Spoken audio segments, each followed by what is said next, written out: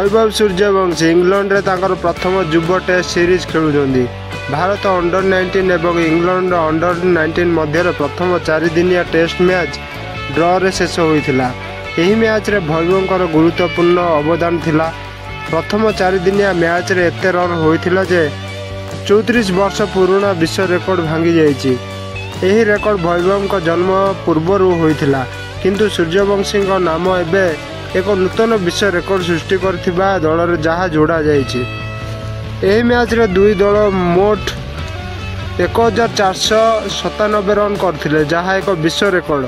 पूर्वर कौनसी युव test match एते run करि नथिला। पूर्व रेकर्ड 34 वर्ष पूर्वे 1991 मसीह अर्थात वैभव जन्मर 20 वर्ष पूर्व स्थापन होइथिला। युव टेस्ट मैच रे पूर्वर सर्वाधिक रन 1430 थिला। यह 1991 मसीह चेमर्सफोर्ड रे ऑस्ट्रेलिया एवं इंग्लैंड मध्य अनुष्ठित मैच रे होइथिला। बेकेनहाम रे अनुष्ठित प्रथम युव टेस्ट मैच रे भारत एवं इंग्लैंड उभयर बैट्समैन माने प्रबल रन संग्रह करथिले। दुई दलर मिलित रन थिला 1497। एही मैच रे मोट 15टी छक्का मारिथिले।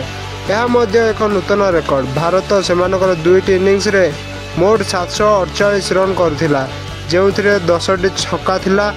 इंग्लैंड सेमानकर दुईटी इनिंग्स रे 705 रन करथिले, जेउथिरे 5टी छक्का थिला।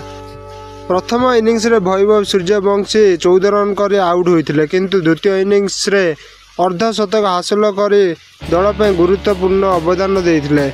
से दुईटी इनिंग्स रे मोट 70 रन करथिले, जेउथिरे 12 चौका एवं गोटिए छक्का अंतर्भुक्त। केवल बैटिंग नुहे, से बोलिंग रे मध्य सफल होइथिले। दुईटी विकेट नेइथिले।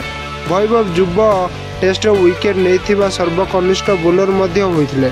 वैभव पूर्व इंग्लैंड रे 5 मैच विशिष्ट एक दिवसीय सीरीज खेली, जोठारे से एक चमत्कार शतक हासिल करथिले। वैभव 52 बॉल रे शतक हासिल कर युव एक दिवसीय रे द्रुततम शतकर रेकर्ड मध्य स्थापन करथिले। से अनेक मैच रे झड़मे इनिंग्स मध्य खेलुचंदी।